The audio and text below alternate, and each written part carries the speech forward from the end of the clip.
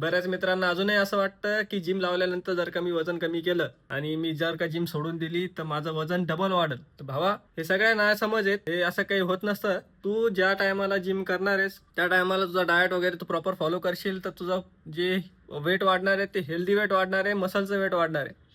कारण तुझा protein intake तेव्हा चांगला असतो आणि तुझं वर्कआउट इंटेन्स वर्कआउट जर का असेल तर तुझे मसल ब्रेकडाऊन होणार आहेत, ना की तुझं फॅट वाढणार आहे. आणि जर का तू जिम सोडली तरी तू त्याच्यापेक्षा जास्त नाही खाऊ शकणार. तुझं पोट जेवढ्यात भरणार आहे तेवढंच तू खाऊ शकशील. त्यापेक्षा तू जास्त खाऊन तुझा फॅट वगैरे वाढेल. हे सगळे मीच आहेत, असं काही होत नसतं. त्यामुळं पहिले तब्येतीवर लक्ष दे भावा. कारण काय, आपण खाते पिताय घरचे, आपलं डेअरी वाढली की तब्येत भारी राहते, आपण जिम वगैरे नसतो करत, हे असं बोलून सध्या चालणार नाहीये. कारण 25-30 वर्षामध्येच लोकांना आता हार्ट अटॅक येतोय, डायबिटीज होतंय आणि बरंच काही काही होतंय.